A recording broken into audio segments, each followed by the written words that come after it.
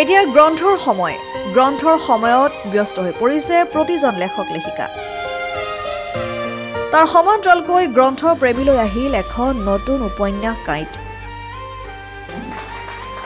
লেখিকা তথা ডক্টৰ ববিতা বৰা গগৈৰ কাইট উপন্যাসখন মঙ্গলবাৰে মহানগৰীৰ শিলপুখুৰীৰ মুনিন বৰকটকী স্মাৰক ন্যাসৰ সভা কক্ষত উন্মোচন কৰা হয়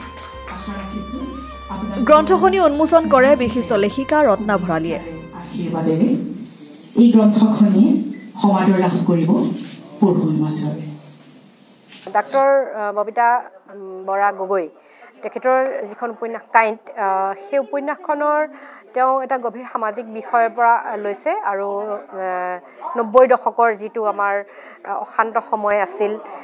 উগ্ৰপন্থীজনিত আৰ্মিৰ সেনাৰ যি অত্যাচাৰ সেই গোটেই আৰু গাঁওবিলাকত কেনেকুৱা ধৰণৰ প্ৰভাৱ আছিল সেই সময়খিনিৰ যি বিপৰ্যস্ত জনজীৱন সমাজ জীৱন সেই গোটেইখিনি লৈ পেলাই তেওঁ উপন্যাসখনৰ পটভূমি ৰচনা কৰিছে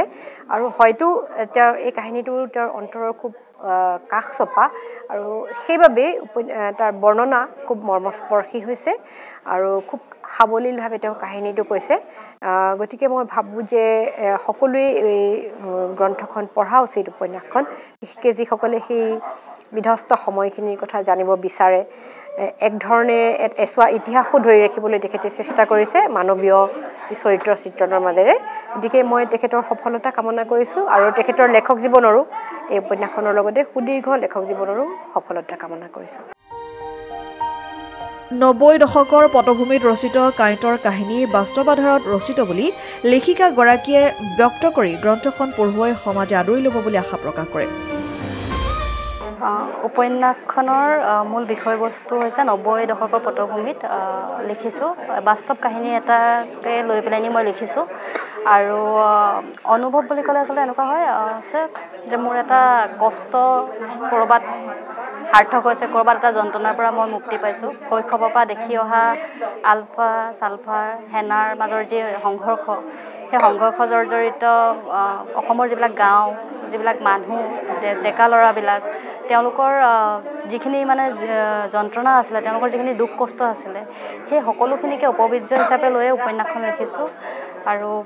বিবাহ বাৰ্ষিকী হিচাপে এখন মই উপহাৰ দিছোঁ এইখন মোৰ চতুৰ্থখন উপন্যাস মানে কিতাপ হয় গ্ৰন্থ হয় আৰু তৃতীয়খন উপন্যাস হয় হয় নিশ্চয় পাব গ্ৰন্থমেলাত কিতাপখন উপলব্ধ হ'ব প্ৰজ্ঞা মিডিয়া হাইপে এইখন কিতাপখন প্ৰকাশ কৰিছে আৰু এমাজনতো তেওঁলোকে পাব দুদিন পিছৰ পৰা এমাজনতো আহিব তেওঁলোকে আৰু পাঠকসকলে অনুৰোধ কিতাপখন আঁকোৱালি লওক আৰু আশা কৰিছোঁ আঁকোৱালি ল'ব বুলি আৰু তেওঁলোকে ভুলখিনি বা ভালখিনি গোটেইখিনি আঙুলিয়াই দিয়ক যাতে ভৱিষ্যতলৈকে যিখিনি ভুল হৈছে সেইখিনি শুধৰাই যাব পাৰে উল্লেখ্য যে এই অনুষ্ঠানত বিশিষ্ট সাংবাদিক মনোৰম গগৈৰ লগতে কেইবাগৰাকী বিশিষ্ট ব্যক্তি উপস্থিত থাকে ববিতা বৰা গগৈ নতুন প্ৰজন্মৰ শক্তিশালী লেখিকা তেওঁ বিষয়বস্তুৰ নিৰ্বাচন আৰু জাতীয় জীৱনৰ প্ৰতি দায়বদ্ধতা সাহিত্য চৰ্চাৰ প্ৰতি তেওঁৰ অনুৰাগ আৰু যিটো অধ্যৱসায় এই গোটেইখিনিয়ে এই গ্ৰন্থখনক এটা নতুন অভিজ্ঞতা হিচাপে পঢ়ুৱৈয়ে পাব বুলি মই আশা কৰিছোঁ আৰু আজিৰ যি নতুন প্ৰজন্মৰ মাজত এছাম গল্পকাৰ আৰু উপন্যাসিক উঠি আহিছে তেওঁলোকক সকলোৱে উদগনি দিয়াটো এটা আমাৰ নিজৰ সামাজিক দায়িত্ব বুলি ভাবোঁ গতিকে পঢ়ুৱৈ ৰাইজেও এই গ্ৰন্থখন আদৰি ল'ব বুলি আশা কৰিছোঁ আজিকালি ল'ৰা ছোৱালীয়ে কিতাপ নপঢ়ে মানে সেই এটা নিগেটিভ এটিটিউড এটা আৰু সেইটো যাতে নহয় এটা পজিটিভ এটিটিউড হয় আৰু বহুত ল'ৰা ছোৱালী দেখিছোঁ ভাল ভাল কাম কৰি আছে গতিকে তেওঁলোকক মানে আমি আগুৱাই আনিব লাগিব সেই প্ৰতিভাসমূহক আমি মানে স্বীকৃতি দিব লাগিব খালি এটাই কথা কওঁ আমাৰ অসমীয়াৰ এটা কথা লৈ পেলাই মই সদায় দুখ পাওঁ যে আমি এপ্ৰিচিয়েট কৰিব নাজানো ধন্যবাদ জনালোঁ ভালক ভাল বুলি কোৱাৰ নৈতিক সাহস নতুন বছৰত সকলোৰে অন্তৰে অন্তৰে বিয়পি পৰক এই মুহূৰ্তত আমি তাৰে কামনা কৰিছোঁ ইতিমধ্যে তৰুণ গগৈয়ে কৈ গৈছে যে আজি এইখন গ্ৰন্থ ডক্টৰ ববিতা বৰা গগৈৰ চতুৰ্থতম গ্ৰন্থ ইতিমধ্যে এখন গল্প সংকলন আৰু দুখন উপন্যাস প্ৰকাশ পাইছে তাৰিখটো আপোনালোকে গম পাইছে আৰু নামকেইটা হৈছে অক্টোপাছৰ আলিংগন এখন গল্প সংকলন আছিলে অথনিৰ পৰা ভয় খাই আছিলোঁ যে ময়ূৰী বাই মোৰ নামটো নলওক, কিন্তু ময়ূৰী বাই সেইটোৱে কৰিলে। কাহিনীটোৰ বিষয়ে কোৱাৰ আগত এটা কথা কওঁ, মই 2 দিন ধৰি ৰত্নাবাক মেছেজ কৰিবৰ কাৰণে মই সাহস গোটাইছিলোঁ যে মই news desk report, democratic Assam. আপোনাৰ লগত এটা কথা আছে। আৰু 2 দিন সাহসৰ পিছত কৰা ফোনটোৰ সিটো মূৰে ৰত্নাবায়ে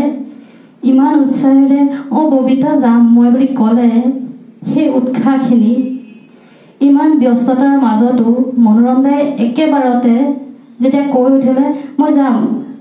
সেই উৎসাহখিনি আৰু কৰ্পৰেট ছেক্টৰ বুলি ক'লে যিটো ব্যস্ততা থাকে সেই ব্যস্ততা কাটি কৰি মোৰ একদম আপোন যিখিনি মানুহ, মোৰ অফিচৰ মানুহখিনি আজি আহি ইয়াত উপস্থিত হ'লহি। এই উৎসাহখিনিৰ কাৰণেই আচলতে লিখি যাব পাৰোঁ। হাজাৰ ব্যস্ততাৰ মাজতো এই উৎসাহখিনিৰ কাৰণে লিখি যাব পাৰোঁ। আজি 24 আঘোণ 10 ডিচেম্বৰ, এই 24 আঘোণ 10 ডিচেম্বৰ 42 বছৰ আগতে আমাৰ মা আৰু দেউতাৰো একে আছিলে, মানে 10 ডিচেম্বৰটো হয় আৰু লগত 24 আঘোণটো মিলি গৈছিলে। আৰু সেইটো আকৌ আইতাই তহঁতৰো দেখোন, আইতাই তেতিয়া কৈছিলে, মানে মা আৰু দেউতাক কৈছিল তহঁতৰো দেখোন 10 ডিচেম্বৰ 24 আঘোণ আছিল তেনেকে। মোৰ সেইটো অথনি ঘপককে মানে কথা থাকি গ'ল। আৰু আজি যদিও মা নাই এই পৃথিৱীত, মা দেউতা দুয়োলোকেও আমাৰ তৰফৰ পৰা বিবাহ বাৰ্ষিকীৰ শুভকামনা জনাইছো। এয়া এনেদৰে আপোনালোকৰ শুভকামনা আৰু এজাৰি মানে খুব সজোৰ হাত চাপৰি দিব লাগে উন্মোচিত হৈছে। এয়া তাই আশা ৰাখিছোঁ আপোনালোকৰ স্নেহাশীষেৰে, শুভেচ্ছাৰে, আশীৰ্বাদেৰে এই গ্ৰন্থখনিয়ে সমাদৰ লাভ কৰিব পঢ়ুৱৈৰ মাজত।